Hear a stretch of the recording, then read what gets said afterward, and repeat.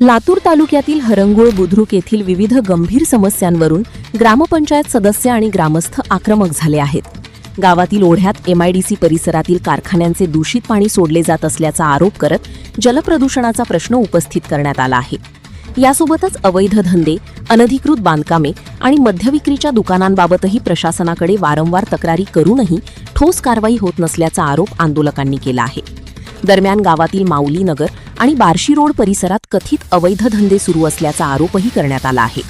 गांजा विक्री, अवैध दारू विक्री आणि वेश्या व्यवसायासारखे गैरप्रकार सुरू असल्याचा दावा तक्रारदारांनी केला असून यामुळे परिसरातील सामाजिक वातावरणावर परिणाम होत असल्याचं निवेदनात म्हटलं आहे. अधिकारी कार्यालयाच्या समोर आज सर्व गावकरी जे उपोषणाला बसले, काय प्रमुख मागण्या आहेत, कशासाठी आज उपोषण करतात? आमच्या प्रमुख मागण्या 4 आहेत. पहिली प्रमुख मागणी आहे की एमआयडीसीचं जे घाण पाणी आमच्या गावामध्ये ओढ्या नाल्याला येत आहे, त्यामुळं पिण्याच्या पाण्याचा खूप मोठा प्रश्न गावाला निर्माण झालेला आहे. गावाची लोकसंख्या मोठ्या प्रमाणात आहे आणि त्या पाण्यामुळं लोकांना स्किन डिसीज आणि कॅन्सर आणि दमा अशा प्रकारचे भयानक रोग होत आहेत. ते पाणी जनावरांना सुद्धा पिण्याच्या लायकीचं नाही किंवा त्या पाण्यानुसार जर शेतामध्ये तणनाशक, कीटकनाशक जर फवारणी केली तर पिकं जळून जात आहेत.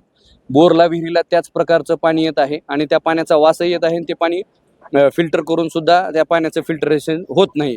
ही पाण्याची एक पहिली मागणी आहे. दुसरी प्रमुख मागणी आहे की गावचा शिवार मोठा आहे आणि लोकसंख्याही जास्त मोठ्या प्रमाणात आहे. शहराच्या जवळचं मोठं गाव आहे.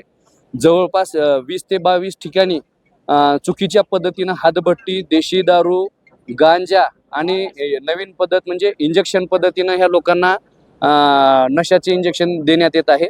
गावातली सगळी तरुण मंडळी किंवा गावातल्या सगळ्या महिला या गोष्टींना त्रस्त झालेल्या आहेत आणि सर्वसामान्य लोकांच्या प्रॉपर्ट्या, त्यांचे घर शेत वगैरे असतात, पण मध्यमवर्गीय आणि गोरगरिबांची प्रॉपर्टी त्यांची तरुण पिढी आहे आणि त्यांची तरुण पिढी जर व्यसनामध्ये गेली तर आमच्या गावामधल्या सगळ्या महिला ह्या गोष्टीला घाबरलेल्या आहेत. कारण सगळेच जवळपास लोक दिवसभर काम करतात आणि रात्री दारू पिऊन त्या सगळ्या महिलांना त्रास देत आहेत. त्यामुळं पावला पावलाला जी चुकीच्या पद्धतीनं दारू विकली जात आहे आणि 2 लायसन हे आमच्या वस्तीमध्ये दिलेले आहेत, ज्यांना की कसल्याही पद्धतीचा परवाना नाही. ते परवाने आम्हाला तात्काळ रद्द करायचे आहेत किंवा ते देशी दारू दुकान त्या वस्तीतले उठवायचे. तिथं जे आमच्या कॉलेजच्या माता भगिनी किंवा मुली जातात येतात तर ते दारू पिऊन सगळे लोक तिथंच पडत आहेत आणि त्यांना महिला जात आहेत रस्त्यानं का पुरुष जात आहेत हा भान न ठेवता मोठ्या प्रमाणामध्ये तिथं लोकांना छेडछाडीचे प्रकार होत आहेत.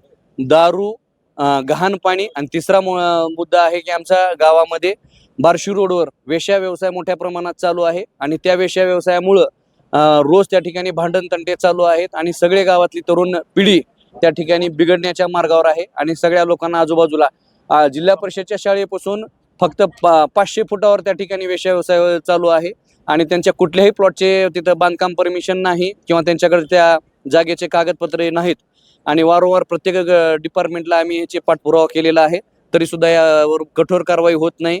1-2 दिवस ते बंद होतात आणि तिसऱ्या दिवशी परत मोठ्या प्रमाणामध्ये चालू होतात.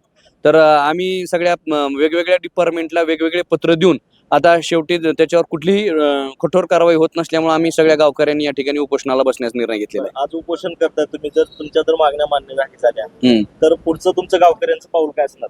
आज उपोषण करत आहेत. ह्या आमच्या गावातली उपोषणाची कदाचित पहिलीच वेळ असेल कलेक्टर ऑफिसला यायची. यानंतरचं आंदोलन तीव्र असेल आणि आम्हाला असं जीवन जगण्यापेक्षा स्वतःचं आत्मदहन केलं तरी आम्हाला ह्याच्यामध्ये कुठल्याही प्रकारची चिंता नाही आणि आम्ही आत्मदहन करण्याचा इशारा दिलेला आहे. पण आम्ही साक्षात या ठिकाणी आत्मदहन केल्यानंतर तरी प्रशासनानं जाग यावी आणि याच्यावर कारवाई व्हावी एवढीच मागणी आहे.